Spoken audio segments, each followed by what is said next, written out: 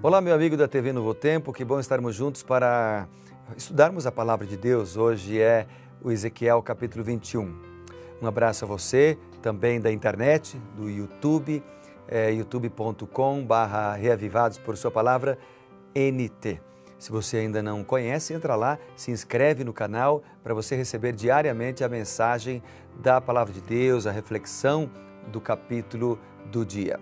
É bom falar com você mais uma vez, é bom estarmos juntos, mas lembre-se, nós precisamos estar bem juntinhos de Deus, bem juntinhos do Senhor, porque junto com Deus, juntos com o Senhor, nós podemos ser vitoriosos. Deus concede a cada um de nós, a cada dia, as bênçãos. E para ler a palavra, nós precisamos da sabedoria de Deus. Vamos orar então? Querido Pai, bondoso Deus, é bom hoje estarmos juntos e eu quero pedir mais uma vez a sabedoria do Senhor para entender a Tua palavra. Em nome de Jesus, amém. Vamos então juntos, Ezequiel capítulo 21. Bom, Ezequiel capítulo 21, ele é um capítulo onde Ezequiel ele profetiza contra Jerusalém, usando um suspiro como sinal. Aqui aparece a figura da espada polida e afiada contra Jerusalém, contra o reino e contra os amonitas. Alguns versos que a gente pode destacar aqui, só quero também frisar que várias vezes aparece no capítulo a expressão veio a mim a palavra do Senhor. Por exemplo, no verso 1, o Ezequiel diz, veio a mim a palavra do Senhor. Depois você lê aqui no versículo 8, veio a mim a palavra do Senhor. Na sequência, você ainda lê no verso 18, veio a mim a palavra do Senhor. Então, essa expressão, veio a mim a palavra do Senhor, ela repete-se no capítulo algumas vezes e também repete-se no capítulo a expressão, assim diz o Senhor Deus. Então, essa expressão, veio a mim a palavra do Senhor, e assim diz o Senhor Deus, é uma assinatura do profeta dizendo que a mensagem não era dele, dizendo que a mensagem era de Deus, era do Senhor. E aqui no capítulo 21, nós temos então o seguinte, a Bíblia de Andrews, ela diz assim, que nós encontramos aqui uma ação simbólica. Ezequiel deveria suspirar de tristeza e manifestar amargura pela grande calamidade ligada à queda de Jerusalém que sobreviria. Então, quando nós lemos o verso 5, por exemplo, o verso 5 diz, saberão todos os homens que eu, Senhor, tirei da bainha minha espada, jamais voltará a ela. O que significa esse jamais voltará a espada na bainha? É que até que tenha completado a sua missão, é nesse sentido. Depois, ela precisa necessariamente voltar à bainha, mas a expressão jamais voltará precisa ser tomada aqui num sentido limitado.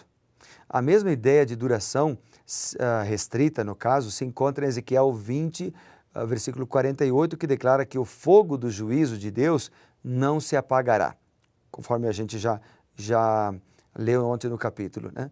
Então, às vezes, expressões semelhantes são equivocadamente interpretadas, como se significasse que a punição não terá fim, né? Mas o que o texto está dizendo é que Deus vai realizar a sua obra e ela será plenamente realizada, plenamente, cabalmente realizada. O verso 6 ainda diz o seguinte, assim, tu, porém, ó filho do homem, suspira à vista deles, suspira de coração quebrantado e com amargura. É o verso que a Bíblia de Andrews comenta e que nós falamos no início também. Então, o que ele quer dizer quando apresenta a expressão de coração quebrantado? É que aqui ordena-se ao profeta que faça uma descrição clara aos ouvintes sobre quão profundos todos se comoveriam com a notícia da queda de Jerusalém. E aí por isso ele apresenta nesse tom, né? No verso 12, é um outro verso interessante que diz assim, grita e geme ao filho do homem, porque ele será contra o meu povo, contra os príncipes de Israel. Esses, juntamente com o meu povo, serão entregues à espada, dá, pois, pancadas na coxa. Pancadas na coxa é que isso aqui era um sinal de extrema vergonha ou dor. E isso aqui, a mim me chamou a atenção. Primeiro que o objetivo dos gestos era atrair a atenção do povo, né? Para que eles perguntassem o que está acontecendo, o que é isso e tal. E aí ele poderia falar, olha, haverá uma prova, né? Agora, uma outra coisa que me chama a atenção é a questão da vergonha, porque o pecado, ele traz vergonha. Sabe, não é vergonha quando nós nos chegamos a Deus. Seguir os caminhos de Deus. Por seguir os caminhos de Deus, nós não nos envergonhamos. Agora, o pecado envergonha. O pecado envergonha. Ele traz vergonha quando uma pessoa, um marido, trai a sua esposa e depois é descoberto, ele é envergonhado. Uma pessoa se envergonha, uma mulher se envergonha quando ela trai o marido. Um filho se envergonha quando ele mente para os pais e depois tudo é descoberto. O pecado, seja qualquer que seja a sua forma, traz vergonha, ele humilha, ele nos afunda, ele nos oprime, ele nos leva à depressão. A princípio tudo é bom, a princípio tudo é joia.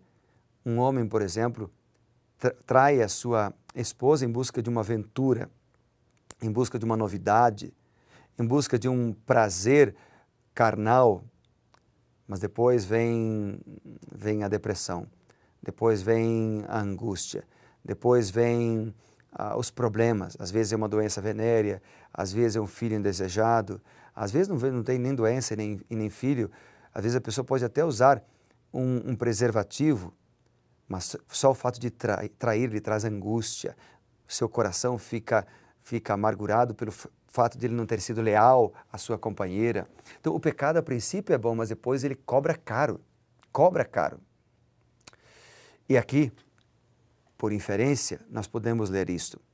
O versículo 14, então, ele diz assim: Tu, pois, ó filho do homem, profetiza, e bate com as palmas uma na outra, duplique a espada o seu golpe, triplique-o a espada da matança, da grande matança que os rodeia.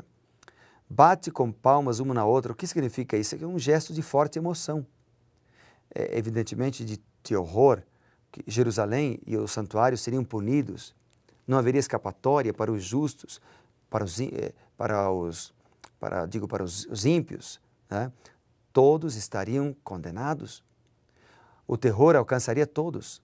A espada estaria fora da sua bainha e não seria colocada de volta até que os caldeus retornassem para a Mesopotâmia, lugar de onde Abraão tinha vindo. Ezequiel geme aqui pelas ruas. E quando as pessoas perguntam, o que está acontecendo? Você está com a dor? Você está doente? Ele explica, não, é que todos os corações se derreterão de medo. Toda a força de vontade se esvairá. Todos os joelhos se tornarão fracos quando o dia do juízo chegar. A espada é afiada, ela corta. Em todas as direções ela corta. Não há nenhuma maneira de escapar. Os sinais e as previsões podem fazê-los sentirem seguros. Ezequiel continua falando, mas os sinais são mentirosos e as previsões são falsas. É você, Jerusalém, que o rei de Babilônia vai atacar primeiro, e depois os amonitas. Sabe, é triste quando a gente vê que um povo que deveria ser o povo da cabeça transforma-se em cauda. É triste ver quando um povo que deveria ser vitorioso pelo poder de Deus, e foi muitas vezes vitorioso pelo poder de Deus, não reconheceu, afastou-se do Deus que eles conheciam para buscar água podre. Ezequiel chega a dizer em outro capítulo, ele diz que cavaram cisternas rotas, abandonaram a mim, o Senhor, o doador de águas vivas, e cavaram cisternas rotas. É fácil também a gente acusar o povo de Deus por eles terem feito isso, por eles terem deixado aquele que lhes dava vitória, aquele que lhes dava alegria. Mas nós também fazemos isso no século XXI. Nós também abandonamos o Senhor. E um dia, quando Jesus voltar, a espada cortará para todos os lados. Todos os maus, os ímpios, os impuros, os injustos, serão mortos. Mas os que foram fiéis hoje serão salvos, transformados por nosso Senhor Jesus Cristo. Hoje, Ele quer transformar o nosso caráter, para um dia transformar-nos também o nosso corpo físico e nos dar a vida eterna. Hoje nós encontramos a salvação em Cristo Jesus. Pela fé podemos vê-lo, mas um dia veremos Jesus face a face e poderemos abraçá-lo pessoalmente. Deus quer nos salvar. E você, aceita esta proposta? A mensagem de Deus para nós hoje, através de Ezequiel, é a seguinte: não confie no poder dos homens, porque ele é ilusório, ele é passageiro. Confie no Messias, confie em Jesus Cristo, aquele que se achega de forma suave, pedindo entrada em nosso coração. Jesus Cristo, Ele é o único que tem poder, Ele é o único que tem méritos para nos salvar. Que a nossa oração hoje, todos os dias, neste mundo, seja: Jesus, Filho de Davi, tem misericórdia de nós. Lá em Mateus capítulo 9, verso 27, nós encontramos essa frase: Jesus, Filho de Davi, tem misericórdia de nós. Portanto, antes de nos despedirmos, eu quero fazer esse convite para você. Entregue a tua vida nas mãos do Senhor. Que todas as acusações e declarações e juízos que aparecem no capítulo 21 sejam aplicadas na vida dos ímpios, dos maus, mas que nós estejamos do lado dos bons, dos justos, que entregaram a vida ao Senhor Jesus. Aquele que tem misericórdia de nós, aquele que cuida de nós, aquele que nos transforma e aquele que nos lava com sua graça. Vamos orar. Querido Deus, obrigado pela certeza da salvação em Cristo. Obrigado pela certeza da ajuda que Cristo nos dá quando nós entregamos nossa vida a Ele.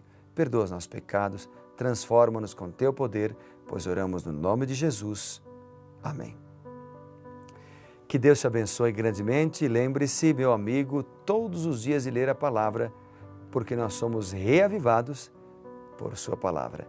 Grande abraço.